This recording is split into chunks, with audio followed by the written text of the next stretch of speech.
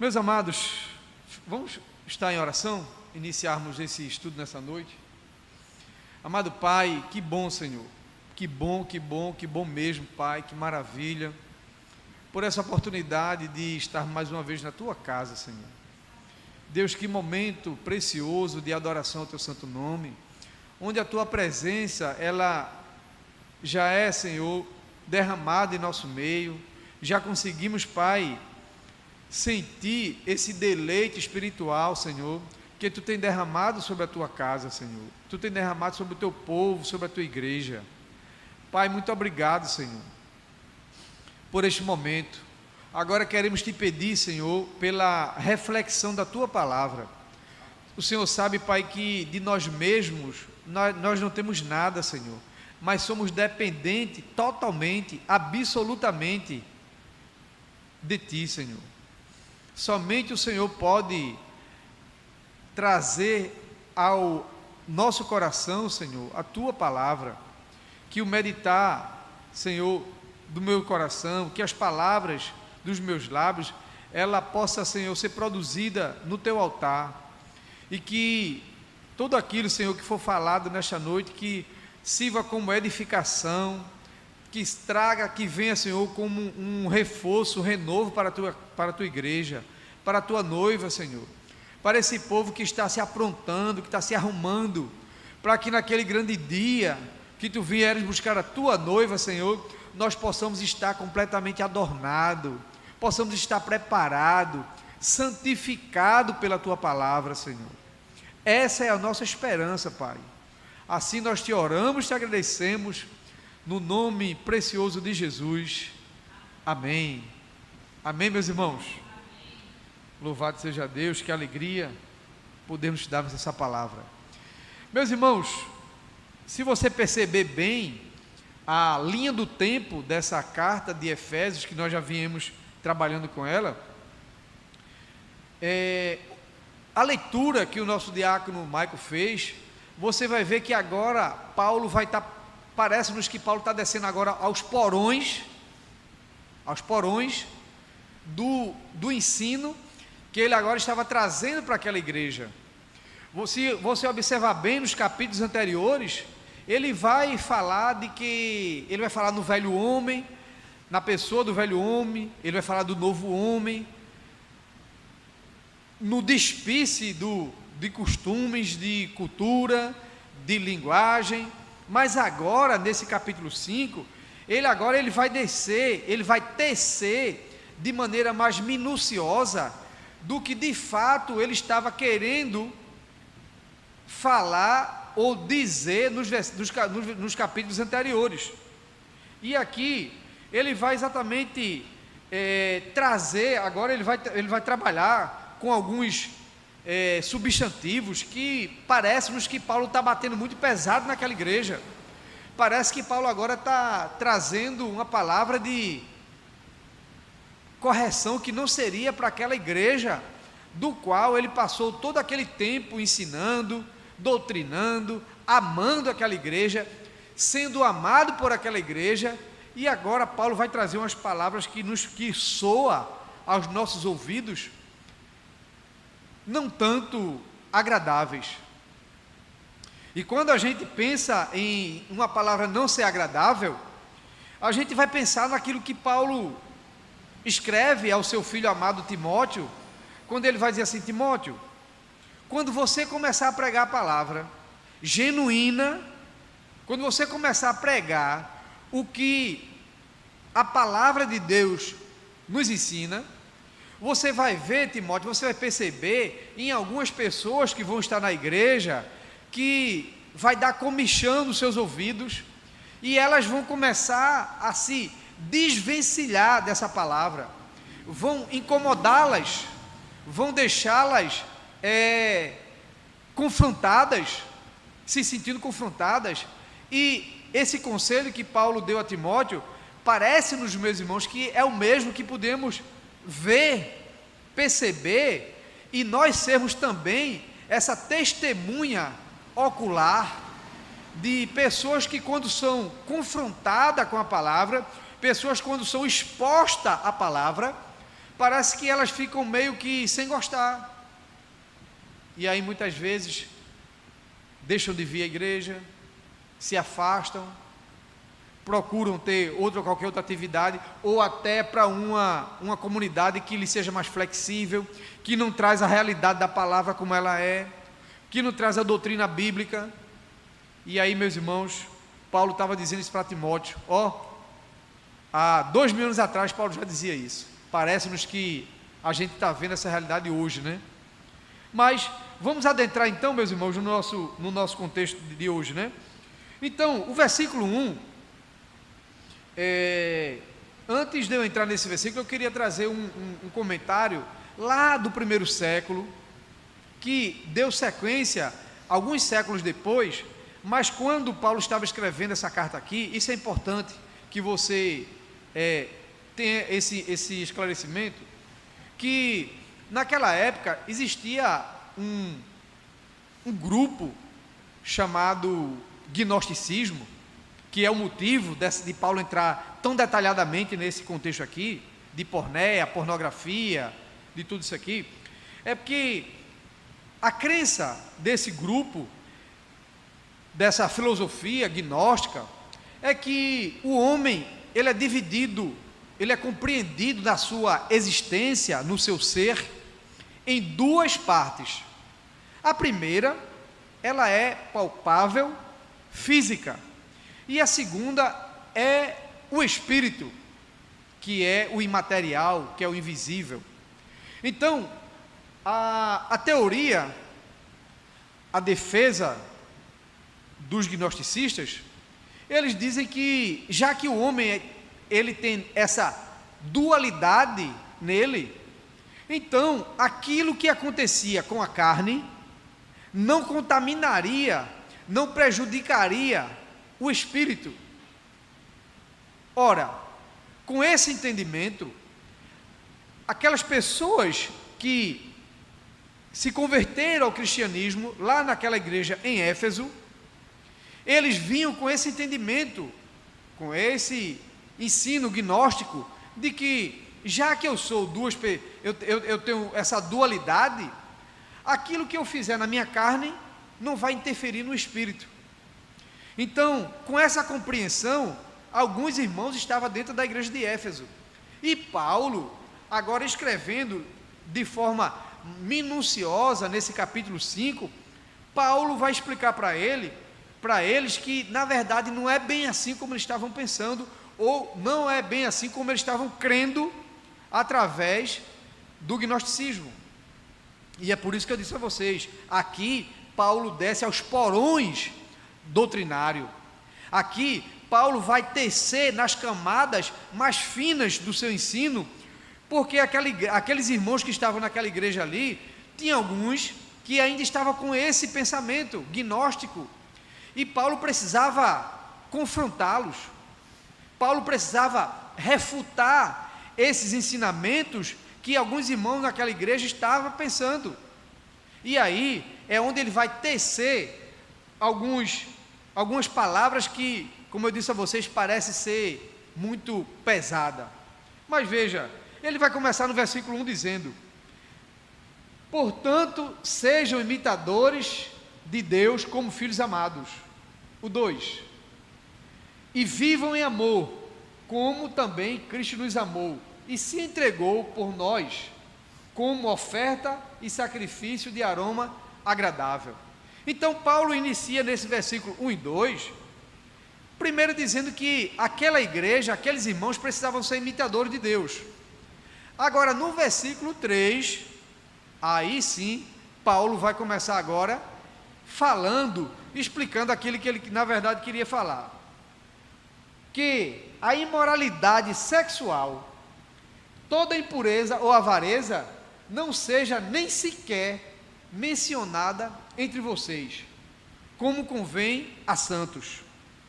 Observe, meus irmãos, que Paulo está dizendo assim, não é que não precisa nem que sejam praticadas entre vocês, mas a proibição, a negatividade de Paulo aqui, nesse texto, nesse verso 3, é que nem sequer eles comentem eles estejam, quando eles estiverem reunidos, irmãos, em casas, em algumas reuniões de amigos, eles nem sequer nomeiem essas palavras no meio dele. Heródoto, ele vai citar que no meio existia um dito persa que dizia assim: aquilo que você não pratica e não deve praticar, você também não deve falar ou comentar. Então Paulo está utilizando exatamente desse recurso, dizendo: olha, meus irmãos, aquilo que não é concernente, não é louvável, não é digno que os santos pratiquem, vocês também devem evitar ter falatórios acerca desses assuntos. E quando, meus irmãos, a gente olha para esse conselho de Paulo, essa orientação de Paulo, nós sabemos muito bem que o verbalizar, o falar da igreja, ela é diferente das pessoas que não pertencem à igreja. A igreja, ela tem um falar peculiar, um falar semelhante a Cristo. Então não convém para que aqueles que estão na igreja, que Paulo vai os chamar de santos, ter a mesma linguagem que aqueles que não estão na igreja, que não pertencem à igreja, que não são da igreja, tenham o mesmo palavreado, tenham o mesmo falar. Paulo está dizendo que a igreja que é santa, ou aos santos, não deve ter e nem deve sequer comentar tais coisas. Então, meus irmãos, a igreja de Cristo, ela é santa. Então, se ela é santa, e ela então tem que ter um comportamento, tem que ter uma conduta, ela precisa ter uma vida prática diferente daqueles que não professam essa fé, que não tem como regra de fé e prática as escrituras sagradas. E aí, se a gente volta lá no Antigo Testamento, a gente vai ouvir do profeta dizendo assim: e vereis a diferença entre aquele que serve a Deus e aquele que não serve.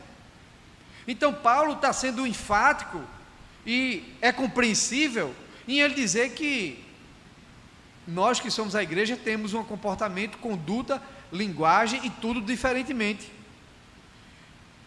E aí ele começa a dizer, né? Mas a prostituição e toda sorte de impureza e cobiça nem ainda se nomeia entre vocês, como convém a santos. O 4, nem torpeza, nem conversa tola, nem chocarrice, que não convém, mas antes com ações de graças.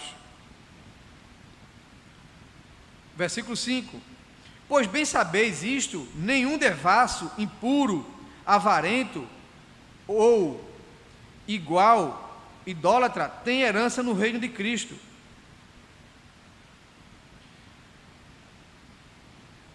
Ninguém, versículo 6, ninguém vos engane com palavras, pois para essas coisas, ou por essas coisas, vem a ira de Deus sobre os filhos da desobediência. John Stott, irmãos, ele tem um comentário sobre esse versículo 6, que diz assim: a pessoa impura ou imoral que está sendo considerada aqui é alguém que, sem vergonha e sem arrependimento a este modo de vida, o avarento no sentido já definido, ou seja, guloso pelo sexo, que é idólatra, acrescenta Paulo, tais pessoas cuja concupiscência se tornou em obsessão idólatra, não terão participação no reino perfeito de Deus. O que John Stott, na verdade, ele está comentando aqui, que o problema não é que a pessoa simplesmente passe ou tenha esse comportamento, ou teve esse comportamento. O problema aqui é que a pessoa descaradamente, e ele vai falar aqui de forma sem ter vergonha na atitude, na prática dele, e sem o arrependimento, e utilizou essa prática, pasme o que eu vou dizer para vocês, como modo de vida.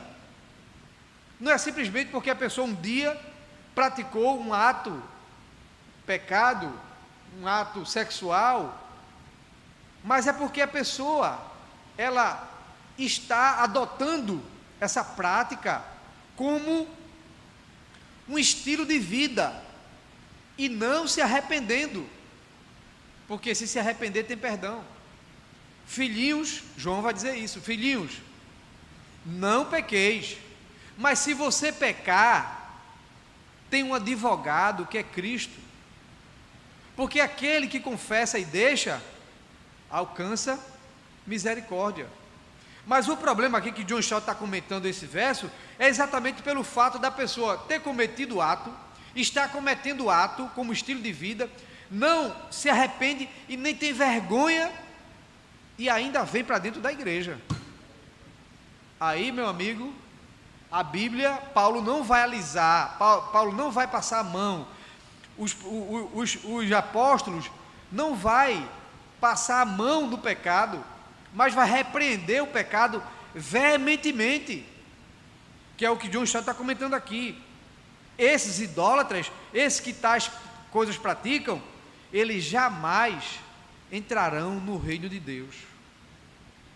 É muito sério, meus irmãos. A palavra de Deus, ela não tem dois termos.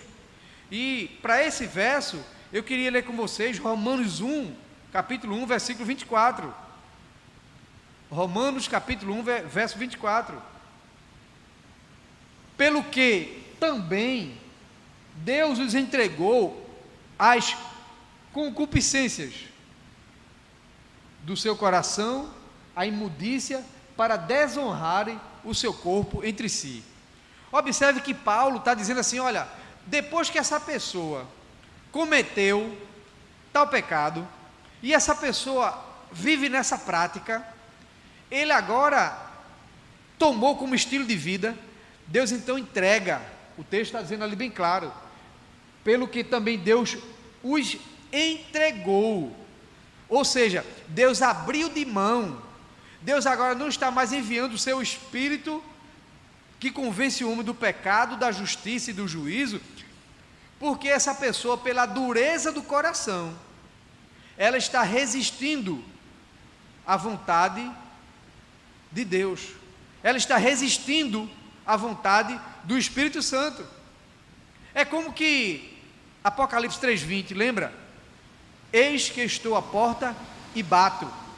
É como se o Espírito Santo já bateu, e a pessoa ouviu e não abriu a porta. E como ele não abriu a porta, então o texto, o verbo vai dizer claramente, Deus os entregou.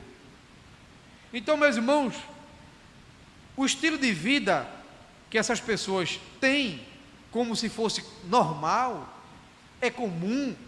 O secularismo está entrando de todas, as igrejas estão sendo envolvidas também pelo secularismo, o pós-modernismo já está se instaurando, e a igreja de Cristo, ela tem que estar vigilante, ela tem que estar atenta, ela tem que estar, meus irmãos, com os olhos abertos, para que aquilo que está sendo praticado convencionalmente no mundo, ele não adentre dentro da igreja, e a igreja aceite como um ato normal, como uma prática normal.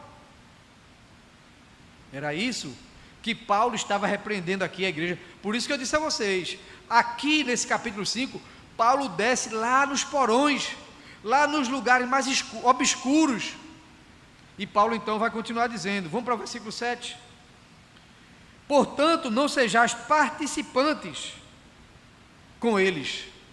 Olha, você, igreja de Éfeso, não participe com esses que praticam tais coisas não, porque aí é que eu digo a vocês, Paulo parece ser repetitivo. Olhe para o versículo 8, que Paulo mais uma vez vai enfatizar tudo aquilo que ele vem falando desde o primeiro versículo do capítulo 1, pois outrora eras trevas, mas agora sois luz. No Senhor, andai como filho da luz. Pois o fruto da luz consiste em toda bondade, justiça e verdade. Verso 10. Descobrindo o que é agradável ao Senhor. Paulo, olha só que interessante, nesse verso 10.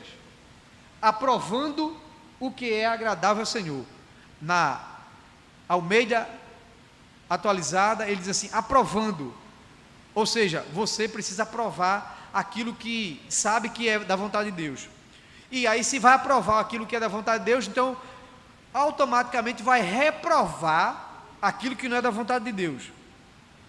E aqui na contemporânea, ele vai dizer assim, descobrindo.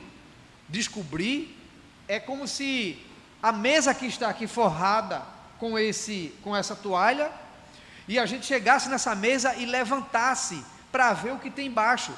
E Paulo está dizendo assim, você precisa descobrir, você precisa procurar o que é agradável ao Senhor.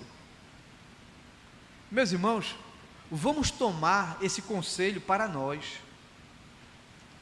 Vamos fazer aquela oração em nosso coração, dizendo assim, Senhor, me ajuda a descobrir aquilo que te agrada, porque eu quero praticar aquilo que agrada ao Senhor. Eu quero que o Senhor se alegre para mim com a minha vida.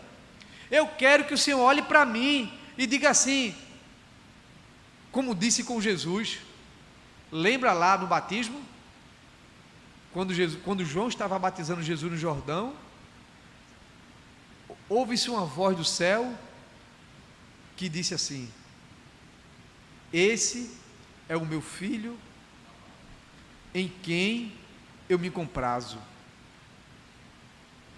Na tradução contemporânea, ele vai dizer, esse é o meu filho em quem me comprazo, esse é o meu filho com quem me alegro com ele, esse é o meu filho em que eu tenho alegria em dizer lá na terra, visse meu servo Jó, o que Deus disse para Satanás ali em Jó foi exatamente isso. Ele estava dizendo, olha, eu me alegro num homem que está na terra, e o nome dele é Jó, é um homem que é reto, temente e se desvia do mal. Então vamos tomar esse conselho para nós. Senhor, me ajuda, me mostra, eu quero entender, eu quero compreender, eu quero vivenciar, eu quero viver em tudo aquilo que agrada a Ti. E eu tenho certeza, meus irmãos, que quando a gente passar a motivação da nossa mente, preste bem atenção no que eu vou dizer, quando a gente passar a motivação da nossa mente e do nosso coração para essa disposição, você vai ver que Jesus vai corroborar com você para Ele revelar a vontade dEle na sua vida e o que é que agrada a Ele. Você vai ver, faça isso, faça a prova com Deus, ore a Deus, nessa noite antes de dormir, dobra o joelho, peça a Ele, e você vai ver que Ele vai começar a descortinar, Ele vai começar a descobrir, e vai mostrar para você, e aí você vem agora para a NAA e vai aprovar aquilo que agrada a Deus. Vamos agora para o verso 11. E não comuniqueis com as obras infrutíferas das trevas, mas antes condenai. Versículo 12. Pois o que eles fazem em oculto, até dizê-lo é vergonhoso, seguindo aquela mesma linha de raciocínio que nós vimos lá no versículo 3. Verso 13. Todas as coisas manifesta pela luz, porém tornam-se visíveis, pois é a luz que a tudo manifesta. Pelo que diz, desperta, ó tu que dormes, e levanta-te dentre os mortos, e Cristo te esclarecerá, ou te iluminará, como diz a tradição ali. Verso 15. Portanto, vede prudentemente como andas, não como os insensatos, mas como sábios.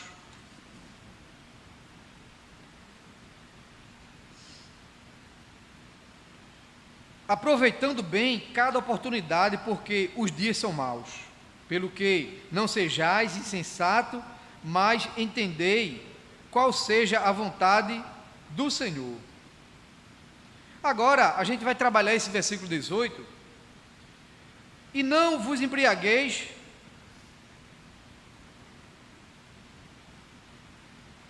verso 18, e não vos embriagueis com vinho, em que há contenda, mas enchei-vos do Espírito.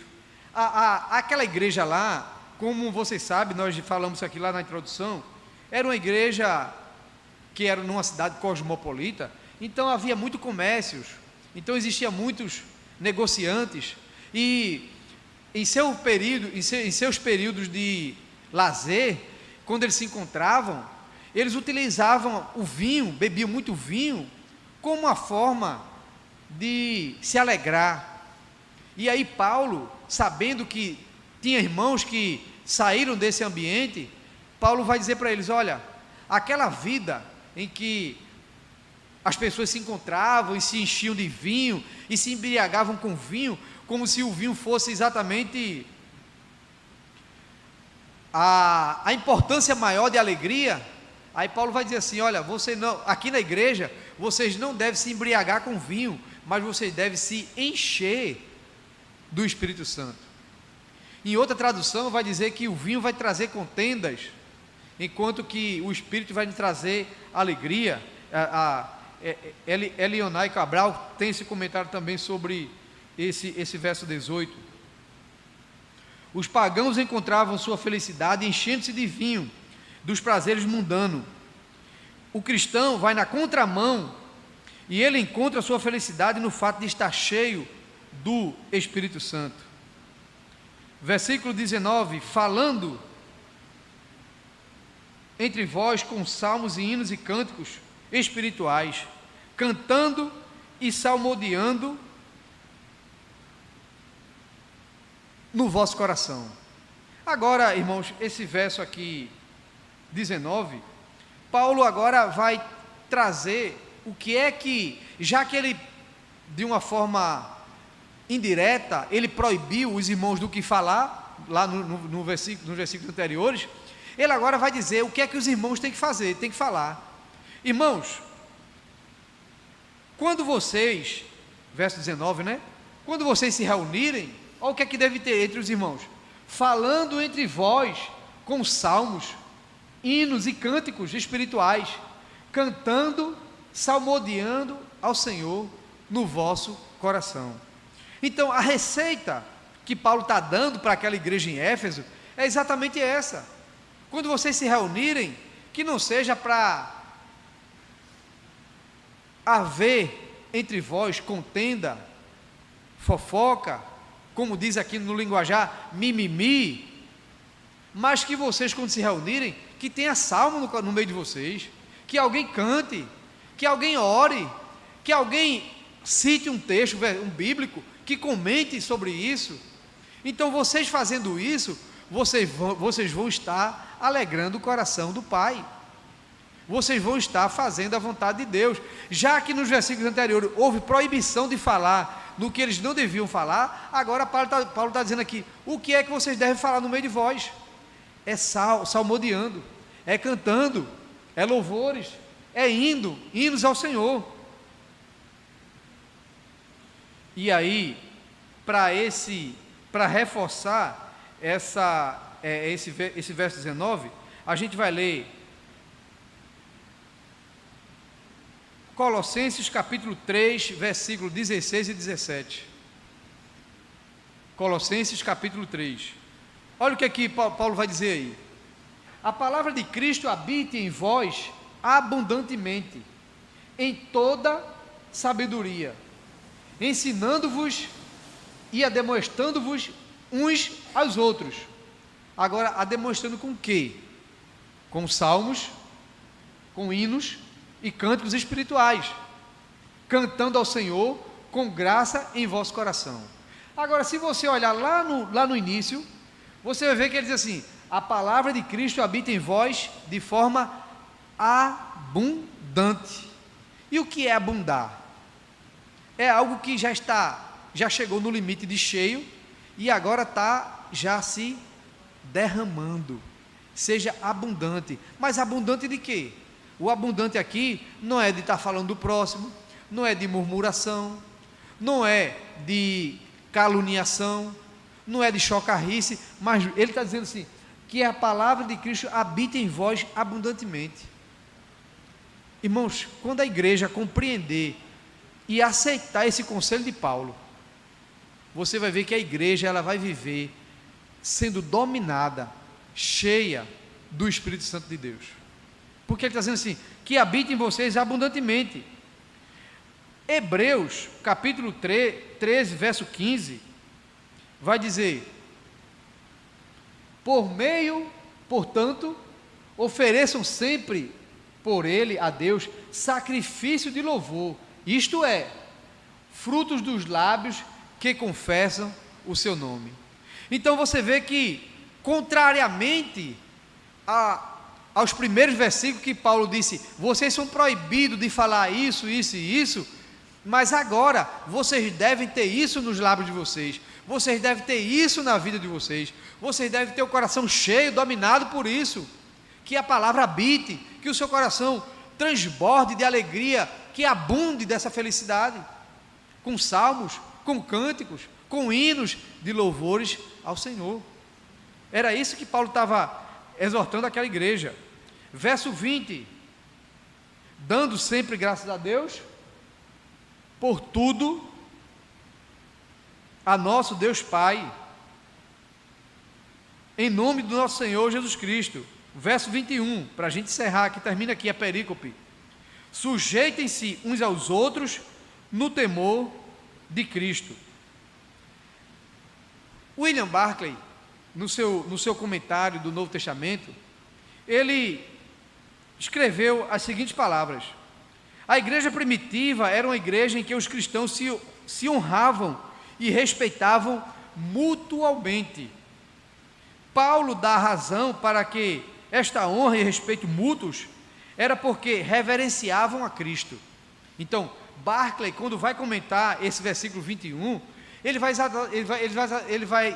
exatamente ressaltar de que aquela igreja do primeiro século, ela se honrava, se respeitava mutualmente. Só que nesse comentário, ele vai trazer o porquê. Por que a igreja, que os irmãos, eles se respeitavam? Por que os irmãos honravam uns aos outros? Aí Barclay vai comentar, é porque primeiro eles honravam a Cristo. Meus irmãos, quando a igreja passa a honrar a Cristo, ela passa a honrar também mutualmente uns aos outros.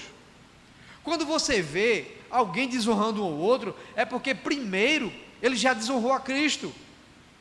Porque se meu irmão é a imagem e semelhança de Cristo, se eu tenho um mandamento que me diz assim, ame o teu próximo como a ti mesmo, e se meu irmão é meu próximo, então a Bíblia está me exortando a amar ao meu irmão. E se eu não amo meu irmão, é porque primeiro eu já estou desonrando a Cristo. Por que eu estou desonrando? Porque eu estou desobedecendo a ordem de Cristo. É simples, não é uma conta difícil de se fazer, é muito fácil. Não se aprecie, Barclay continua, não se apreciem à luz suas ocupações, profissões e estado social. Apreciavam-se à luz de Cristo e por isso descobriam a dignidade de cada um. Isso é louvável, meus irmãos. A gente precisa colocar isso em nosso coração como um referencial muito importante. Eu preciso saber e preciso ter o meu irmão com dignidade, a minha irmã como dignidade, porque eu fazendo isso, eu estou honrando a Cristo.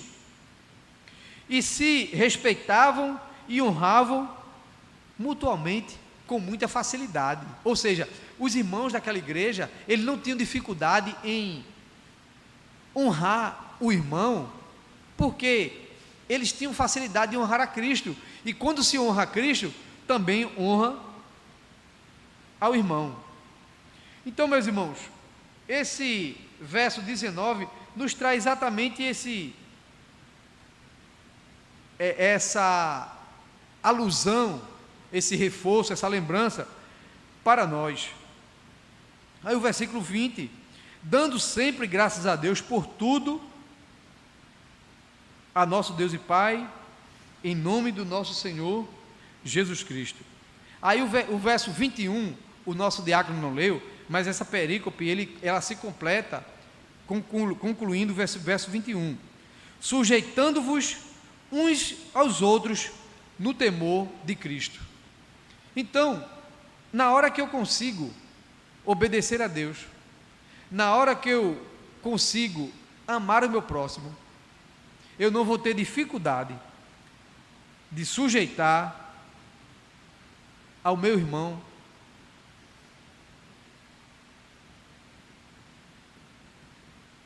por causa do temor ao Senhor. Meus irmãos, que a nossa compreensão enquanto igreja, paróquia Galileia, aqui Maria Farinha, seja essa compreensão de que o que Paulo trouxe no resumo desse capítulo 5 é exatamente uma ênfase de que os irmãos agora estão vivendo a nova vida, e quem está vivendo a nova vida precisa ter mudança de comportamento, mudança de linguagem, mudança de vida, porque agora somos uma nova vida, estamos agora em Cristo. E Paulo vai enfatizar isso quando ele escreve aos Romanos: porque quem está em Cristo Jesus, nova criatura é, as coisas velhas se passaram, e eis que tudo se fez novo. Que Deus em Cristo então possa estar nos abençoando. Quinta-feira que vem nós iremos trabalhar então o capítulo 6, e já estamos concluindo o estudo dessa carta de Paulo aos Efésios, que é um estudo tão rico, tão prático, meus irmãos, para a igreja que realmente quer viver na presença de Cristo, para a igreja que realmente quer se purificar na presença de Cristo. Essa carta é uma carta sensacional, maravilhosa, doutrinária, apologética, uma carta que nos deixa de forma completa para a igreja. Amém, meus irmãos? Que Deus então nos abençoe.